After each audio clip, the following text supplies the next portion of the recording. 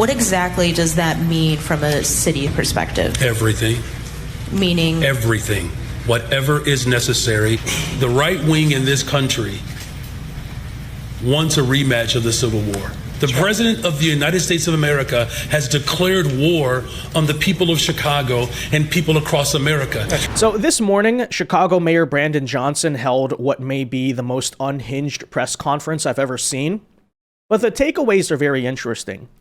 Because if you've been at all skeptical of what we've been trying to tell you over the past several weeks, whether it's that the Democrat Party at this point is now aiding and sponsoring the political violence in our country, far from just turning a blind eye to Antifa, they're just encouraging them at this point. The mask is off, right?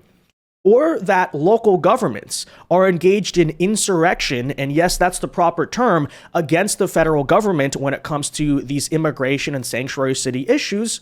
Look no further to the exact words of Chicago Mayor Brandon Johnson, who's going to say to your face that in his eyes, Chicago is at civil war, and yes, he said that, with the federal government, and that, and I quote, nothing is off the table. So I ask this in sincere good faith as someone who does not want violence in this country and would prefer that federal law and local law are in synchronization and they can be enforced, and the police and National Guard, for instance, don't have to be in this issue of like clashing with one another. What is that supposed to mean? How else are we supposed to interpret that? You know, I'm a true believer that when Democrats say things, you should believe them. You should not believe that these are some type of irony or master troll artists, not considering they're not even really the party of comedy to begin with, right? And that there's no other way to interpret what they're saying than what they're saying.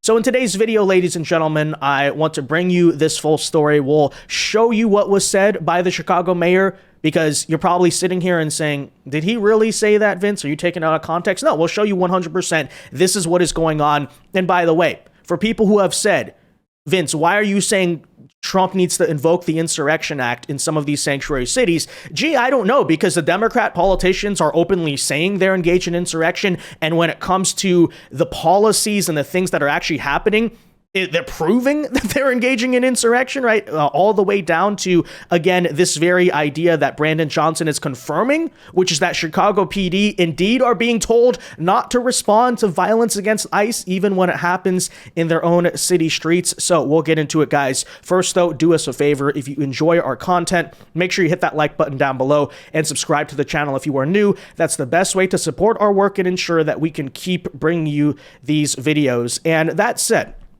so this all started this morning when Chicago Mayor Brandon Johnson announced he would be signing an executive order to create ICE-free zones to ban ICE agents from city property.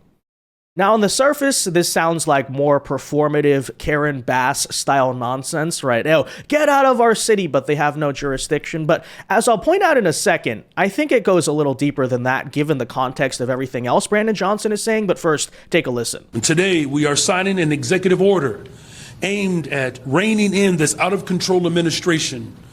The order establishes ICE-free zones. That means that city property and unwilling private businesses will no longer serve as staging grounds for these raids. Okay, yeah. Well, needless to say, this order means nothing. Federal law supersedes local and state law, 12th grade civics, ladies and gentlemen, and Brandon Johnson has no actual jurisdiction here. But before you just laugh it off, here's the genuine concern and question I have. So what happens if ICE agents show up to city property? Will Chicago PD then arrest them? Are they authorized to use force against ICE agents? Right, what's going on here? And what does it actually mean? Well, if you think maybe I'm just being paranoid on that front, let's take a listen as Brandon Johnson explains that everything is on the table in his own words in regards to these no ICE zones in his own city. So I again ask the question, what exactly do you mean when you say a no-go for ICE? Is it just like this performative grandstanding? Or do you actually mean you're going to like create a fake local law and enforce one that is illegal, but doing it nonetheless? And again, I say in that case, you think I'm crazy for saying they want an insurrection and they're actually engaged in an insurrection against the federal government. In my eyes, these words are as clear as that can actually get. Take even more dramatic action if this administration continues to escalate. What exactly does that mean from a city perspective? Everything. Meaning? Everything. Whatever is necessary to ensure that we're protecting people. Look, I've already signed, this is the third executive order, the most sweeping executive orders from any executive office pushing back against this administration. We are looking at every single way in which we can protect people. And as the coming days come forward, there are many ideas that have already been placed in our collective circle. And I'm giving serious considerations around another potential executive order later this week. Okay, so again, I sincerely hope that I'm wrong, and I'm just the one taking him out of context here. But what is that supposed to mean? Whatever is necessary, everything is on the table, and nothing is off the table. How are we supposed to interpret that? But you might be saying, oh, Vince, clearly he's talking about legitimate political and legal actions. He's going to try to pass city ordinances. He's going to take it to the courts. Let's not take things out of context, right? Except you would be wrong. Because then take a listen in the same exact press conference where he talks about no-go zones, whatever's necessary, everything's on the table, proceeds to explain how in his eyes there's a civil war going on in our country and comparing it to the actual Civil War, which you know was a war, right? So when I say that these city governments are engaged in insurrection, I'm not making that up. I'm genuinely not trying to take them out of context. I'm reacting to what they're actually saying. So that said, if you're still skeptical of like the kind of narrative I'm trying to paint here, take a listen to the very words of Chicago Mayor Brandon Johnson explaining exactly how he is engaged in insurrection against the United States. Take a listen. Well, look, our corporate counsel has been in constant communication with our Attorney General for several months now. And I just wanted to offer this up. A couple of years ago, I said very candidly that the right wing in this country wants a rematch of the Civil War. I want that to sit in right now because the President of the United States of America has declared war on the people of Chicago and people across America. That's right. He's more interested in giving billions of dollars to other nations while farmers in urban cities around this country are literally being destabilized. And so whether it's the legal system, whether it's through executive order, or whether it's through the brave women and men who are serving as rapid responders. We literally have people who are volunteering in this city, on the southwest side, the northwest side, all over this city to make sure that we're protecting children from being separated from their families. And we're talking about volunteers who are literally putting themselves at risk of being shot and killed by the federal government. And so whether it's the legal system, whether it's our continuous struggle for liberation through organizing, and whether it's through executive action or whether it's through law, it would be nice if we actually had lawmakers in Washington that would actually hold this president accountable. And if they won't do it, then the city of Chicago will, using every single tool that's available to us. Yeah, okay. Well, first of all, the Federals won the Civil War, if you want to be technical about it. I'm not sure that's the best comparison to be making, Brandon Johnson. But of course, this is what he constantly always does, which is he compares anyone who disagrees with him to slavery or racism. So the comparison, once again, is not all that surprising. He is obsessed with the 1860s, even though he lives in 2025, but seems he's a time traveler or something. But we could write that all off as him just engaged in stupid or, critical race rhetoric or all of these things. But I'm sorry, I think when you listen to the rest of the statement, that's not really responsible to do. We should take that incredibly seriously. Because not only did he say, and I quote, the right wing wants a rematch of the Civil War in this country, which I don't even know what that means, but then further goes on to say, it's not like, a hypothetical thing. He's already stated that the president has declared war. He's speaking in past and present tense. The president has declared war on the people of Chicago. And before you say, it's some type of metaphor, right? He's talking about a political war or a cultural war, not a physical war. That's 10 seconds after he compared it to the actual Civil War, which was certainly not just a cultural war, it was an actual war. So again, I say, how are we supposed to interpret these things, right? When we use the phrase stochastic terrorism, I mean, this is like by the book. It's pretty simple. Because not only are you saying, oh, they want war, you're saying the war is happening. So I asked Brandon Johnson, amidst the weekend, by the way, of anti-ICE violence, which we'll talk about and compare to Brandon Johnson here in a second, how are people, especially your own voters and supporters, supposed to interpret that, if not like a call for arms? Because you have said nothing is off the table. The president's declared war. We mean that physically and literally. So you're admitting then that you're engaged in insurrection against the federal government? Like, I don't know what else that's supposed to mean. I really do not have another like plausible deniability explanation. And trust me, I'm trying to find it. But if it was still kind of, unclear, I guess, to you, he further endorsed who? The so-called rapid responders. We're referring to the exact people who show up to all of these ICE raids or outside the ICE facility and stoke and cause violence. I mean, we just showed that in our last video, right? They chase ICE through the city with cars, like speeding through. Brandon Johnson's endorsing those people. We're talking about the very people who have made violent threats against ICE. They've been stalking them, trying to dox them, but forget all of that. Much like we saw twice happen this weekend, they ram into ICE vehicles, try to box them in, and then what happened with that one woman? Tried to use that opportunity to take shots at ICE agents, and ultimately that engaged in a exchange of fire. And Brandon Johnson, by the way, nothing to say about this. I want people to keep in mind, this press conference is coming right after this weekend, where that just happened. We just saw a terrorist attack against ICE, and he doesn't respond by saying, we condemn violence, we need to be peaceful, protest, but we're going to take political action, not violent action. No, he says, we're at war. This is the Civil War, and he's endorsing. He literally says he's thanking and endorsing the so-called rapid responders who are committing these very types of violence. He's endorsing the Antifa, right? So as I've been saying for a very long time, when it came to the Charlie Kirk assassination, when it comes to many other situations, any degree to which an Antifa or a far leftist does something and Democrats say we condemn violence vaguely, but don't mention who did it, every single time is completely performative for this very reason, right? Many Democrat politicians understand that the Antifa and the so-called ICE rapid responders are basically their paramilitary force, and they're cheering them on secretly behind the scenes.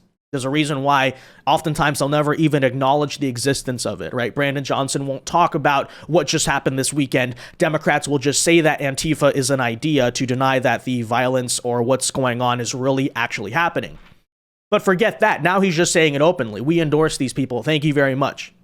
So another point I've been making, which is proven correct, there is very little real separation between Antifa and the Democrat Party. That line between them is just artificial so that Democrats can claim, we're just liberals. We love liberal democracy. We love capitalism, but with a mixed economy. We're not like these revolutionary socialist communists. Hey, don't you know we want to secure the border too? That's what Joe Biden performatively, are you noticing something? A performative trend here? Performatively tried to pass a law for in 2024. We're not really on the side of the crazy lunatics who want total open borders and violent communists in our streets.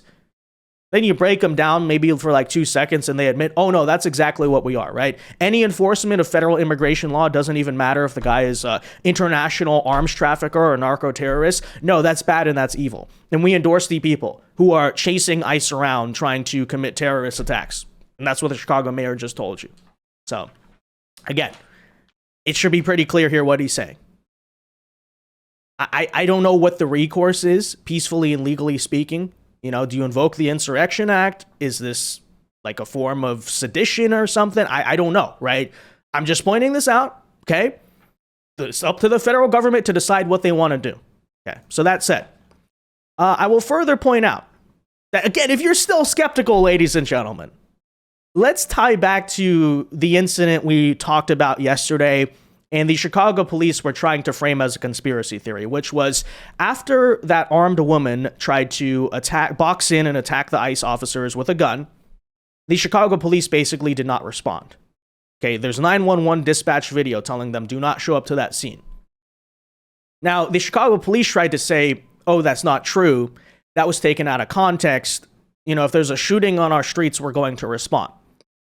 And I sat there skeptical, like, but I don't think you did, right? Your sanctuary policy, which gets interpreted to be more and more extreme as the years go by, just basically states, like, we will not help or assist ICE in any way, regardless of what actually happens. But if you're not sure, Brandon Johnson confirmed it, ladies and gentlemen. He confirmed that the police did not respond to, again, a violent shooting where an armed woman, a terrorist, tried to take shots at ICE. Here's Brandon Johnson confirming officers were told to stand down in that situation after a terror attack on federal immigration agents. So when I say that the city governments are endorsing and sponsoring this violence, please understand, I'm not trying to be inflammatory or exaggerate the situation. I am just taking what they're saying to your face and then showing it to you and saying, this is what they're saying. But Hakeem Jeffries is going to go on TV and try to claim we're being taken out of context. That's bogus. Listen to him. Confirm the reports that Chicago police were ordered to stand down when ICE agents were surrounded and rammed by cars. And do you want Chicago police not to help ICE agents? Our police officers respond to every single emergency in this city. The brave women and men who sign up to serve and protect this city are committed to keeping us safe. And what we have made very clear is through our welcoming city ordinance, when it comes to civil immigration enforcement, absent a warrant, our police department will not dub as federal ICE agents. In fact, we believe it's antithetical to driving violence down in the city of Chicago. When people call 911, we do not ask what their immigration status is, right? And so our police department will respond to every incident in which their services are needed to keep people safe, protecting the fundamental right to be able to protest, ensuring the maximum safety of our residents. That is the top priority of our administration. Can you confirm, though, were Chicago police told to stand down? What I can confirm is that our police department responds to every single 911 call. When 911 is called and there's an emergency, our police department shows up, as they've always done. Yeah, except the 911 dispatcher was on audio tape telling police not to respond. And one is for the hit and run. This guy fled from the scene at 37th Place in Kedzie. It all started at I-55 in Kedzie. Then they fled southbound at Kedzie, where that offending vehicle crashed. They ran the federal agent off the road. They fled on foot westbound 37th Place from Kedzie. It was a male Hispanic younger wearing all black clothing. 99. Yeah, send the cars in that direction. Have them stay put 2 or 3 blocks away, all right? Have them hold tight until I give you further direction, please. Okay, 10-4, and for the units responding to 39th Place in Kedzie per 999, if you guys can just, for the units responding to 39th Place in Kedzie, if you guys can start heading there as quick as you can, and then just hold tight for instructions with 999. 999. 999. Put the chief of patrol, clear everybody up. We're not responding over there. Radio check. And again, per the chief of patrol, we have all the units that, per 999, chief of patrol said all units clear out from there. We're not sending anybody over to that location. 62, we're going to clear out as soon as we can, Spot. We're like locked in over here, so we're going to do the best we can to get out of here as soon as we can. But anyways, there you have him saying apparently it's antithetical to driving down violence in his city to have the police respond to violence against ICE. So there you again have him just saying it openly. And we should believe them. So you still don't believe my point about how this is an insurrection? Because after all, what do you call it when the local government is sponsoring violence against the federal government? And by the way, if that line is still gray to you, okay, let's go back to that no-go zone thing. So what then would we call it? Where federal law legitimately does supersede, that is supremacy clause, that's true, but local government tries to arrest federal government officers for, enforcing federal law. Like, what else would you call that situation? It's very clear here what Democrats are pushing. We shouldn't even be using the term sanctuary city at this point. It's an insurrectionist city. And, you know, the federal government, it's up to them to, I guess, decide legally speaking how they're going to respond to it. But again, very serious situation we're dealing with here.